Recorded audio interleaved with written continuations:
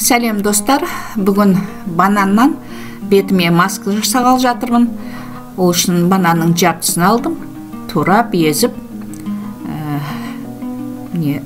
сүзгіштен өткіздім. Енді дайын болған маскамызға жұмыртқаның сарысын қосып, оны екі тұсқа бөлемін. Себебі маска жасардың алдында бетімізді скрабпен тазалап алуымыз керек. Скрабты мен осы масканың өзінен жасаймын.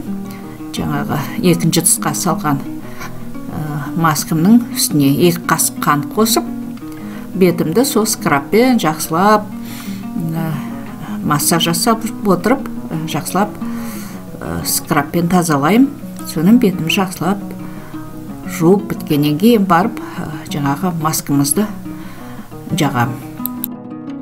Бананның құрамындағы витаминдер бет терісінің тыныс алуын, яғни қан айналымын жақсартады, және керек емес шлактардан тазартады, сыртқы әрекеттерден сақтандырады. Бір сөзбен айтқанда, бет терісін тез қартаюдан қорғайды.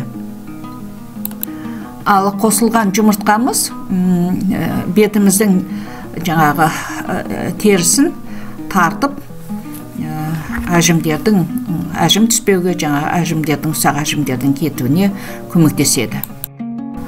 Міне мен бетіме масканы жақтым. Енді 20 минут ұстаймын. 20 минуттың ішінде бетіміз кеуіп тартылады. Жаққан маскамыз бетіміз тартылады.